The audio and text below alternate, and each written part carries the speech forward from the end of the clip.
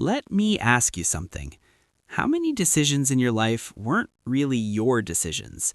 Not because you wanted something, but because someone told you who you should be, what you should want, what you should fear, what was realistic.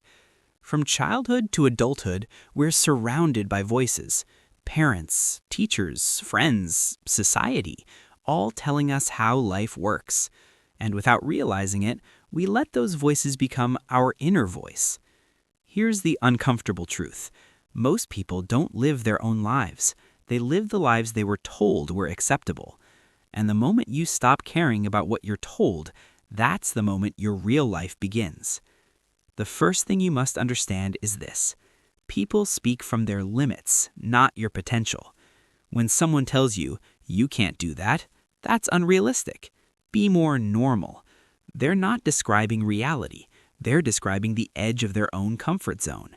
Someone who never took risks will warn you against risk. Someone who gave up on their dreams will call your dreams childish. Someone who settled will try to convince you settling is wisdom. So when people talk, listen carefully. Are they speaking from experience or from fear?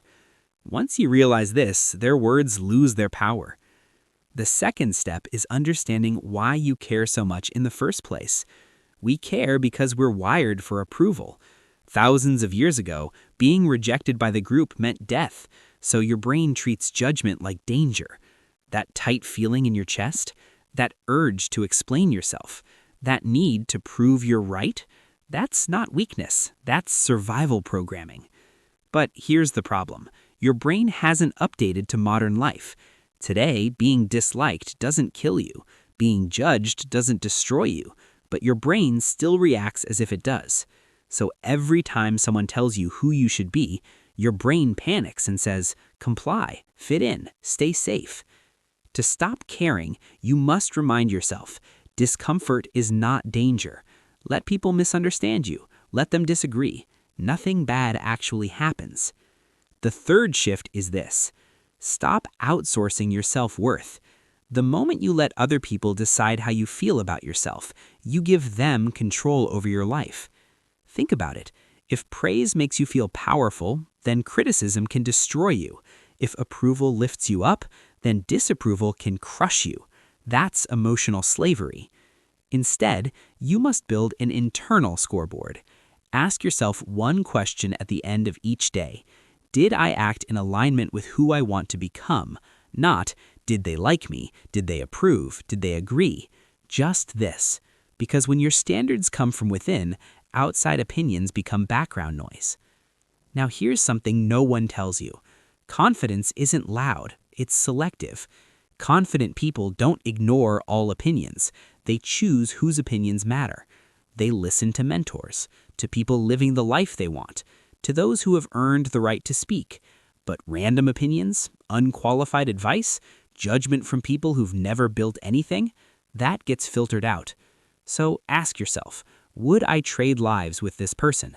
If the answer is no, why are you accepting their advice?